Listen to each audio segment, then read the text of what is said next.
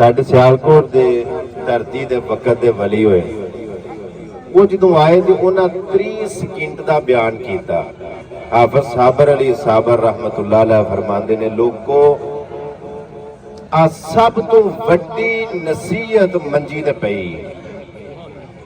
जिन्हों ए मुर्दियां नूं वेख के नसीहत हासिल नहीं ना होनी मेरे अद्धे घंटे की तकरीर सुन के भी उन्होंने कोई असर नहीं होना।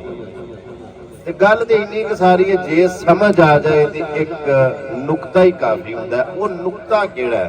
दर्द दिल के लिए पैदा किया इंसान को वरना इबादत के लिए कम ना थे करो गया।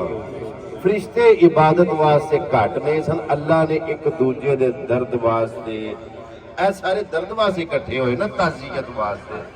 मैं आलम नहीं, कारी नहीं, हाफिज नहीं, मैं उलामा नहीं, लेकिन एक दुनिया जेड़ी ना एक तमाशा अल्लाह ने एक खेड बनाई। असी सारे आपो अपनी वारी दे नाल वारी भगता के जड़ा वादा किया असा टुर जाना है। दो बोल राणा साहब का मैनू हुक्म सी, कारी फरमान गुजर साहब ने हुक्म सादर फरमाया सिर्फ 2 बोल सुनाने फिर अफतारी वास्ते तरतीब दी जानी। असी सारे आपो अपनी वारी नाल जिवें बाबा जी राणा नजर साहब अपनी वारी से तुर के असा भी तुर जाना है तमाशे वाले ने तुर जाना तमाशे वाले ने मेला लग्या लगाया जाना तुर जान तमाशे वाले ने मेला लग्या लगाया जाना।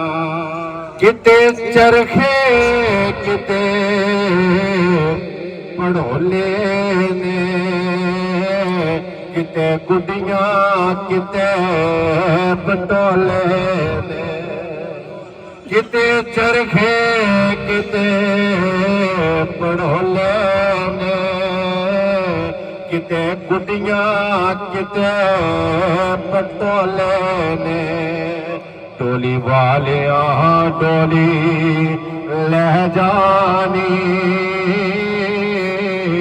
मेल बैठा बैठाया रह जा।